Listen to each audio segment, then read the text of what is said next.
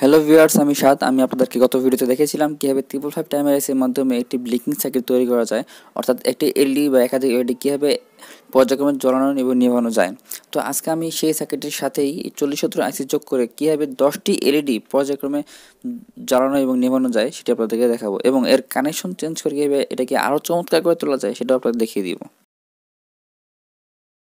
তো শুরু করা যাক। প্রথমে আমি 355 আইসির 3 নম্বর পিন থেকে রেজিস্টার এবং এলইডি খুলে নিব, এবং আমার কাজের সুবিধার্থে পিন নাম্বার 7 থাকা 100K ভেরিয়েবল রেজিস্টারটি প্রজেক্ট বোর্ডের ডান পাশে লাগিয়ে নিব। তারপর সিটি 4070 আইসিটি প্রজেক্ট বোর্ডে বসিয়ে নিব এবং এর 15 নাম্বার, 13 নাম্বার এবং 8 নাম্বার পিন শর্ট করে দিব। পাওয়ার সাপ্লাই দেওয়ার জন্য লাইন দিয়ে পাস করে নেব। আইসির 16 নাম্বার পিন পজিটিভে লাগাবো এবং 8 নাম্বার পিন নেগেটিভে লাগিয়ে দিব। এলইডির সকল নেগেটিভ প্রান্ত আমি নিচে লাগাবো যাতে সবগুলো নেগেটিভ প্রান্ত শর্ট অবস্থা থাকে, এবং পজিটিভ প্রান্তগুলো আমি উপরে লাগাবো যাতে প্রত্যেকটি আলাদা আলাদাভাবে থাকে। সিটি 4070 ডিকেট কাউন্টার আইসির 10টি আউটপুট আছে, তাই আমি পাশাপাশি 10টি এলইডি লাগিয়ে নিচ্ছি।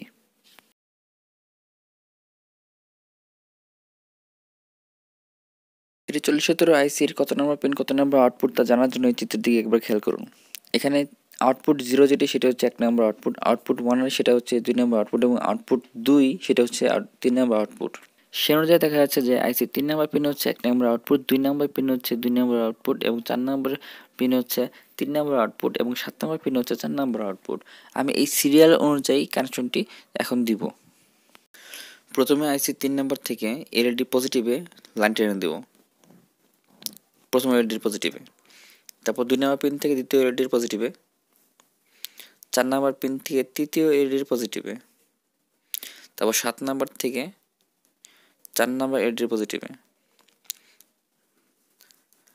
তারপর এলইডি পজিটিভ থেকে 10 নম্বর পিনে, তো 1 নম্বর পিন থেকে এলইডির পজিটিভে, 5 নম্বর পিন থেকে এলইডির পজিটিভে, এরপর 6 নম্বর পিন থেকে এলইডির পজিটিভে, তারপর এলইডির পজিটিভ থেকে টেনে দেবো আমরা 9 নম্বর পিনে, তারপর 11 নম্বর পিন থেকে এলইডির পজিটিভে। মোট এই 10টি লোড। এখন 555 আইসির 3 নম্বর পিনের ক্লক পালস আউটপুটটি 14 নম্বর পিনে লাগিয়ে দিব, অর্থাৎ সিরি 4070 আইসির 14 নম্বর পিনে লাগিয়ে দিব। এখন সবগুলো এলইডি নেগেটিভ টার্মিনাল যেভাবে শর্ট করে রেখেছিলাম ওখান থেকে 100 ওহমের রেজিস্টর দিয়ে গ্রাউন্ড বা নেগেটিভে কানেক্ট করে দিব। তারপর পাওয়ার সাপ্লাইয়ের মাধ্যমে 6 ভোল্ট দিয়ে আমরা চেক করে দেখব কেমন দেখা যায়।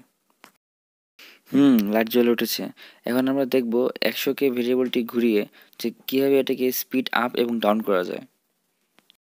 লাইট পর্যায়ক্রমে জ্বলা নেভার স্পিডটি আস্তে আস্তে কমে যাচ্ছে, এখন বাড়তেছে। ভিডিওটি সম্পূর্ণ ঘোরানোর পরে যদি আপনার মনে হয় না আপনার এর চেয়ে আরও বেশি স্পিড দরকার, তাহলে আপনি ক্যাপাসিটরের মান, মানে 355 আইসির 2 নম্বর পিনে যে ক্যাপাসিটর লাগানো আছে তার মানটি কমিয়ে দিবেন।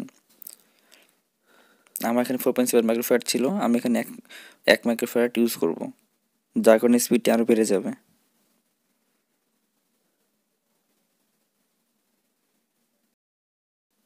স্পিডটি বেড়ে গেছে। 100K ভেরিয়েবলটি আপনি ঘুরিয়ে এর স্পিড কম এবং বেশি করতে পারবেন। এখন হল আসল চমক। আমি আপনাদের জন্য কিছু কানেকশন ডায়াগ্রাম এবং ভিডিও দিয়ে দিচ্ছি, যার মধ্যে আপনারা সহজেই বুঝতে পারবেন যে কানেকশন চেঞ্জ করে কত সুন্দর এবং চমৎকার এলইডি ব্লিকিং তৈরি করা যায়। এই কানেকশন ডায়াগ্রাম অনুযায়ী প্রথমে প্রথম বাতিটি জ্বলবে, তারপর লাস্টের বাতিটি জ্বলবে, তারপর দ্বিতীয় বাতিটি জ্বলবে, তারপর লাস্টের আগেটি জ্বলবে। পর্যায়ক্রমে আউটপুট অনুযায়ী এটি জ্বলতে থাকবে। সার্কিটের আউটপুট এরকম দেখাবে। এই কানেকশন ডায়াগ্রাম অনুযায়ী প্রথম বাতি এবং দশম বাতি একসাথে জ্বলবে, দ্বিতীয় বাতি এবং নবম বাতি একসাথে জ্বলবে, এবং তৃতীয় বাতি এবং অষ্টম বাতি একসাথে জ্বলবে। এইভাবে দুপাশ থেকে মাঝখানের দিকে লাইটগুলো জ্বলতে জ্বলতে আসবে। তো এখানে একটি লক্ষণীয় বিষয় আছে যে আউটপুট 6, এই আউটপুট 6 নাম্বার যে পিনটি আছে সেখান থেকে একটি তার দিয়ে আইসি নাম্বার 4070 আইসির 15 নাম্বার পিনে লাগিয়ে দিতে হবে, এবং আমরা যে প্রথম দিকে 15 এবং 13 নম্বর পিন শর্ট করে দিয়েছিলাম সেখানে 13 আর 8 শর্ট থাকবে, কিন্তু 15 নম্বর শর্ট থাকবে না। ওইখানে 6 নম্বর পিনে আউটপুট লাগাতে হবে। সার্কিটের আউটপুটে এলইডিগুলো এইভাবে জ্বলনে ব্যবহার করতে থাকবে।